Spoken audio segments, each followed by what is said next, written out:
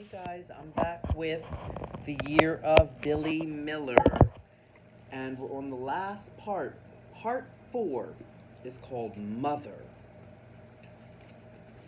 So I'm going to read chapter 1 of part 4, Mother. Chapter 1. The month of May had been so hot and dry, Billy wondered if the whole town would shrivel up. The blistering day he came home from school with his problem. Sal was sitting in the shade on the front porch, holding a bag of frozen blueberries against her skin to keep cool. Billy could tell she'd been eating the blueberries because her fingers and face were stained purple. Papa's inside, said Sal, by the conditioning. Air conditioning, Billy corrected. There was no air conditioning at school, and being in room 2 was like spending time in an oven.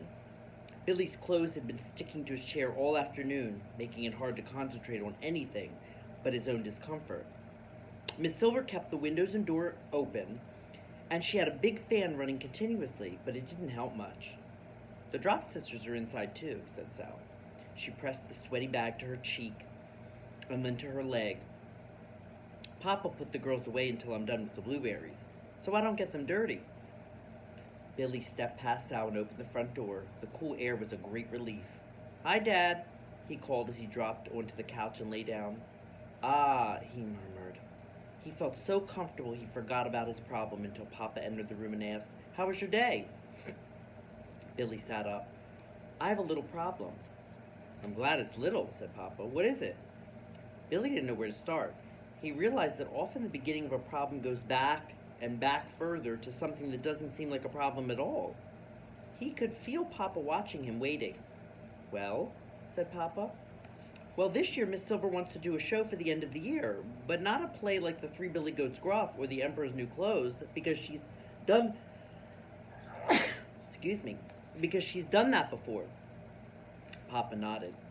She wants to do something original, with poetry.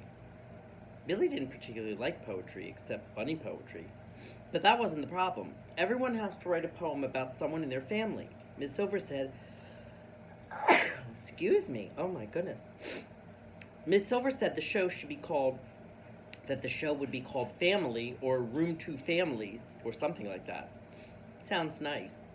The poem can be about a parent, or a brother, or a sister, or a grandma, or an uncle, or someone who helps your family like a good friend, because all families are different. Billy took a breath. Then, when we have the show, we have to say our poem on the stage with a microphone, and you can memorize it if you want to. Is that the problem? Asked Papa. Memorizing? No, said Billy. The problem is that we're supposed to write about one person, and that one person can be with us on stage, but only one, so I have to choose. Ah, said Papa, I get it. I have to pick you or Mom or Sal. Papa pursed his lips. He glanced out the window at Sal, and then he turned his head back toward Billy.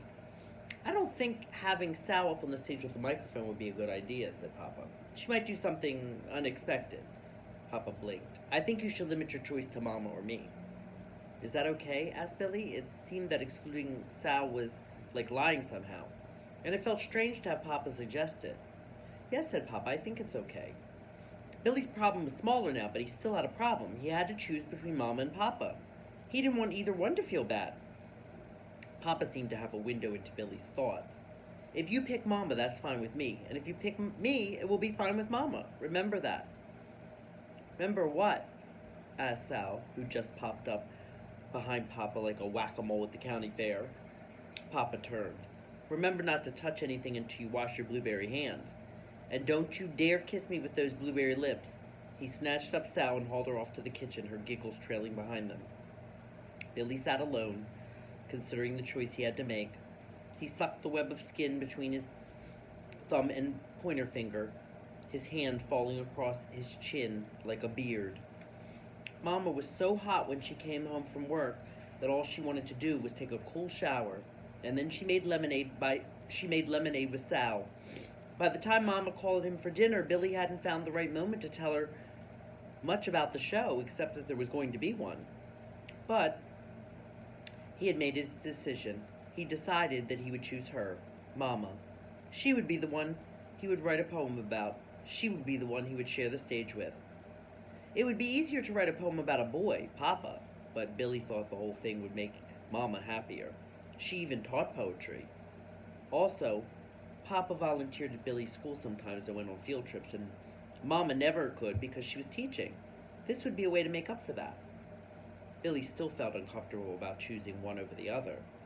So he'd come up with a plan so that Papa wouldn't know he'd made a deliberate choice. His plan was to have Mom and Papa each pick a number from 1 to 10. Instead of having a particular number in mind and writing it down, he'd wait for Mama and Papa to say their numbers, and then, no matter what number Mama chose, he would declare it the winner. It wouldn't be fair, but that way Papa wouldn't have his feelings hurt. It was sort of the same thing as excluding Sal from the show without her knowing it, and Papa had said that that was okay. During dinner, Mama asked question after question about the show. Billy explained everything, including how either she or Papa would be on stage with him. "It sounds wonderful," Mama said. "Although I'd love a play with cute animals.